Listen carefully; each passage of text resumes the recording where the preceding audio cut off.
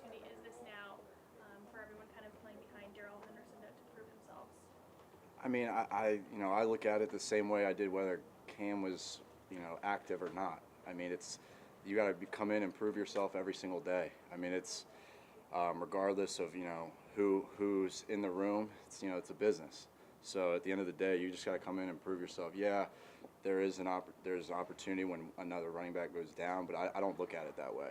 I come into the building with the same mindset every single day and just focus on me and try to be the best version of myself. How much ground do you think you kind of picked up through OTAs and the off-season program as far as just learning the scheme and learning the running back role? I mean, it helps so much. For a guy like me, came in, obviously you see the new offense and you get in the new offense and you're like wide-eyed. Everything's moving at a really fast pace. You're trying to figure out what's going on in the huddle. And the more and more reps you got, the more and more comfortable you got. So I progressed a lot, I felt like, throughout OTAs, and then was able to just take that into the summer off season we had where I could, personally study on my own, and hopefully come into the camp on a whole new level than I was even ending OTAs. So I think it benefited me a lot. What was your workout routine like the last few weeks? So I went down to Bommarito's Performance Systems down in Aventura, Florida. I was there for like 3 weeks. I was there with a lot of NFL guys, working out with guys like Le'Veon Bell, Carlos Hyde, who else? Mike Carter, rookie running back for the Jets. We all were down there together working out, along with guys at other positions. It was a great opportunity for me. I was there during combine training. So I, decided to go back down there because I really enjoyed it. When you have an opportunity like that, what kind of advice do you get from guys that are already in the league? Everything, I try to pick everybody's brain as best I can. And, the biggest thing that they all told me was that you have to show up every single day. And, being in the film room is what separates guys a lot. You being able to study film, break it down, because that ultimately translates into faster play and, you're thinking less and just playing more within the game. So. Hey, Jake, correct me if I'm wrong on this, but I read that your brother was the one who got you through the rehab and helped you with after you recovered from your injuries? Yes. So my brother started his own physical therapy company in the Maryland, D.C. area. He actually just opened up his 5th location, and he was a critical part of my rehab process, especially when COVID hit.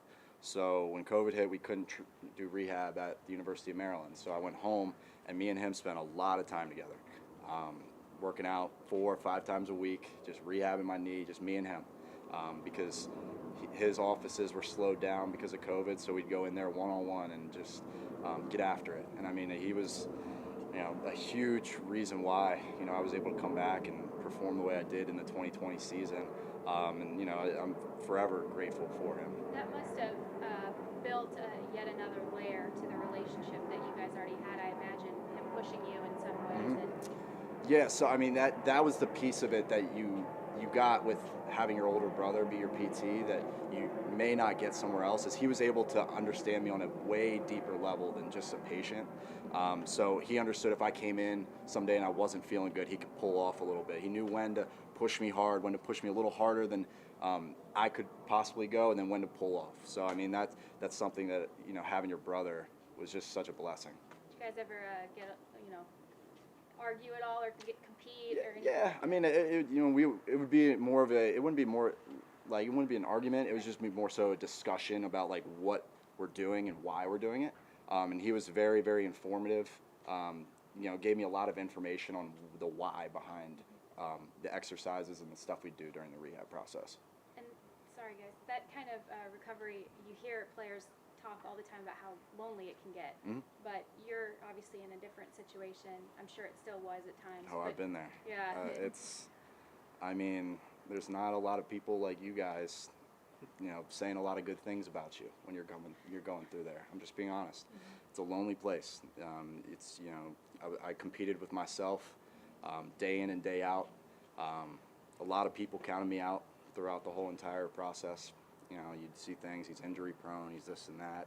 And, I just continue to just block all that out. And, and it was a competition versus me, like I said, and I let the results just speak for themselves. Do you have any different impression now from, I guess, about what you bring to the game, to the team, than when you were first drafted? Yeah, I mean, the thing for me is because I've gone through 2 season-ending injuries and I had the game taken away from me, I come into the game with a whole different perspective. You know, I try to just make plays whenever I'm on the field because it can get taken away from you in an instant. Ask Cam, unfortunately. It can happen. Injuries happen. It's part of the game. And having that appreciation because it got taken away from me, it just allows me to play and just appreciate every time that you step on that field. This might be a little bit too early to ask, but there will be obviously some big changes to the offense, and you will be starting with the first team. What have you learned about how this team adapts to change? I mean, it's part of the culture. You know, that was the one thing that I really was able to really appreciate when I first got in here. The culture that the Rams have. Everybody's really happy to be there. Everybody's really, excited for us to succeed and wants us to succeed. And I think it just plays into that culture where you have this identity where, like, you're able to take blows and get back up. You know, having Cam go down, that's obviously a blow to this team.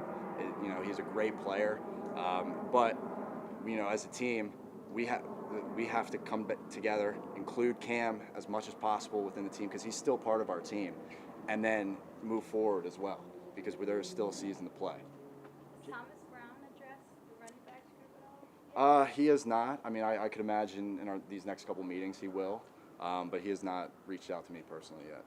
He suffered his own injury last year. Oh yeah, I heard about it. Did he talk to you about just coming back and kind of taking over the role? Yeah, I mean, they kind of like joked. I haven't really talked with him about it that much, but I know all the other running backs kind of like joked with him about it. About him like trying to be out at practice and calling him old because he's out there trying to do things that he could have done a couple years ago, but can't do now.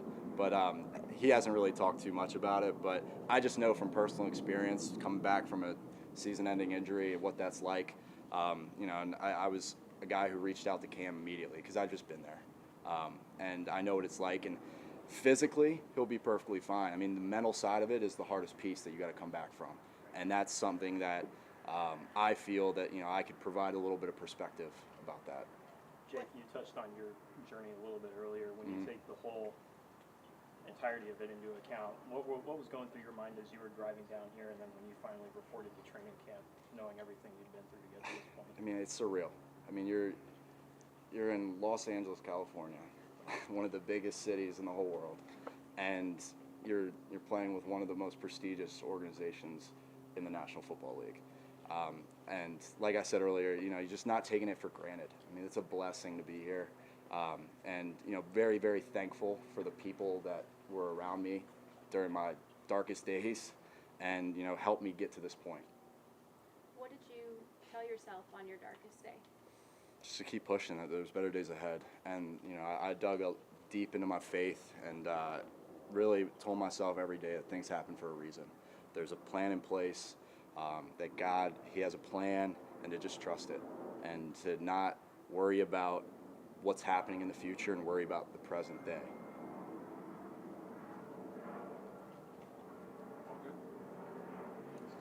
Yeah, no Jake, problem. not Jacob. It's right? Jake, yeah. I go by We Jake. clarified with Jacob Yeah. Harris, so we wanted to Yeah, make sure of we course, I give go you by the same Jake. treatment. Yeah. Hey, thank you guys so much. Thank you. Nice to meet you.